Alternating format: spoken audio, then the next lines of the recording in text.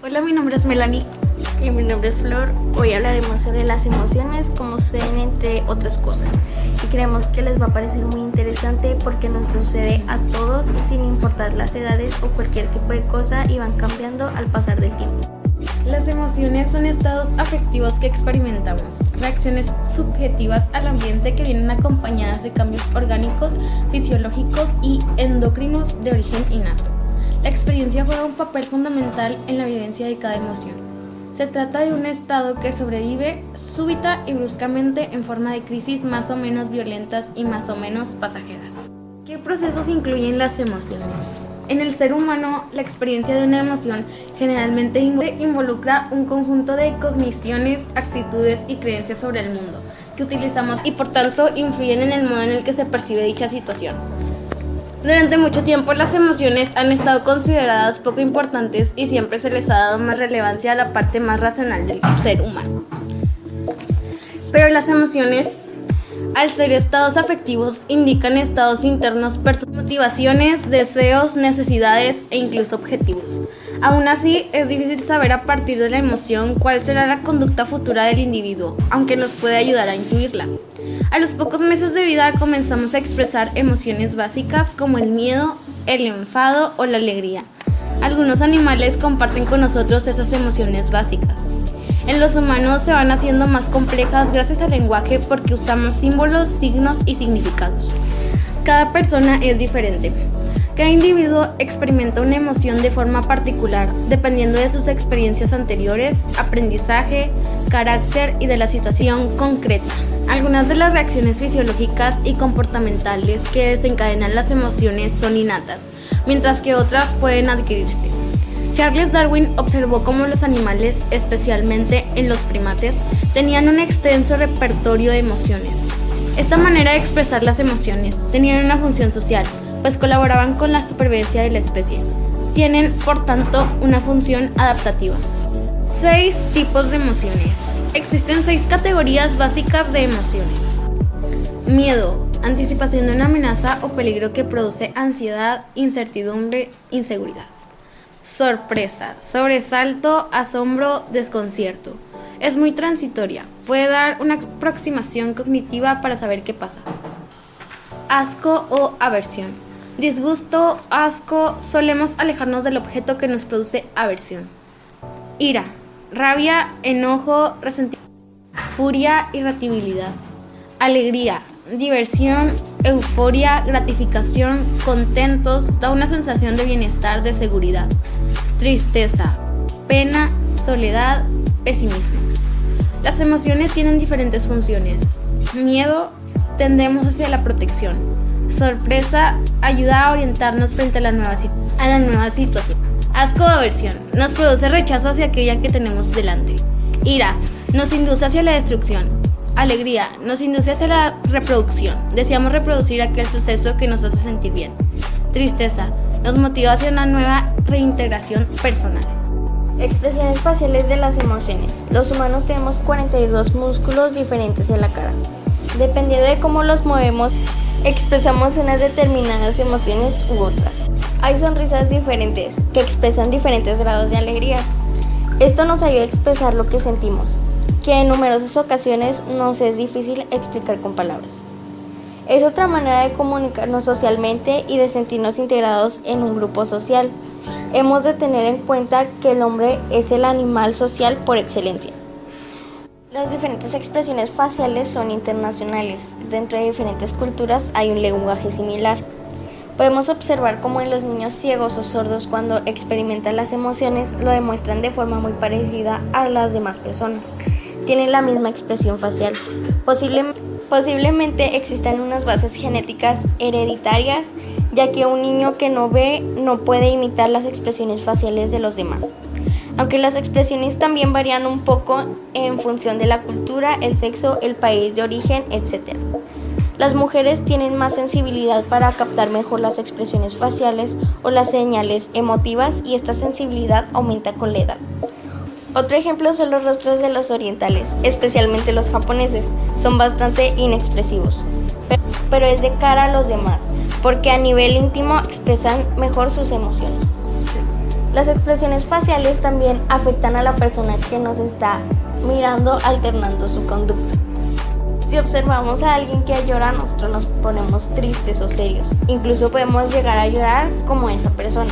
Por otro lado, se suelen identificar bastante bien la ira, la alegría y la tristeza de las personas que observamos. Se identifican peor el miedo, la sorpresa y la aversión. Componentes conductuales. Las emociones poseen unos componentes conductuales particulares, que son la manera en que éstas se muestran externamente. En cierta medida son controlables, basados en el aprendizaje familiar y cultural de cada grupo. Expresiones faciales, acción y gestos, distancia entre personas, componentes no lingüísticos de la expresión verbal, comunicación no verbal. Los otros componentes de las emociones son fisiológicas e involuntarios, iguales para todos.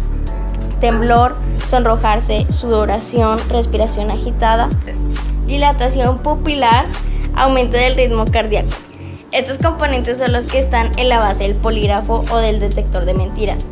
Se supone que cuando una persona miente, siente o no puede controlar sus cambios fisiológicos, aunque hay personas que con entrenamientos sí pueden llegar a controlarlo.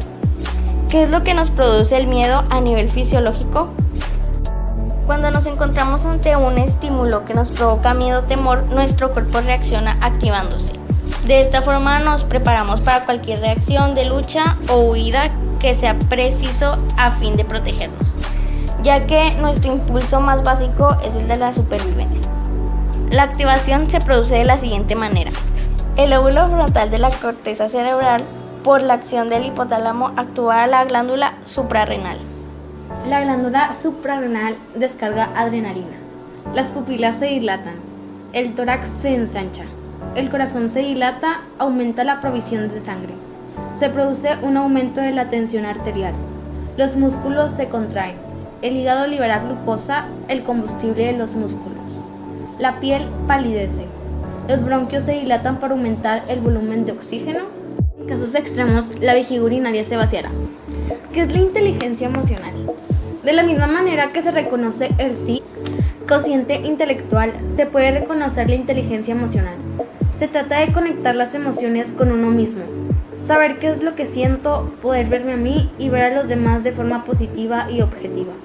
La inteligencia emocional es la capacidad de interactuar con el mundo de forma receptiva y adecuada. Características básicas y propias de la persona emocionalmente inteligente.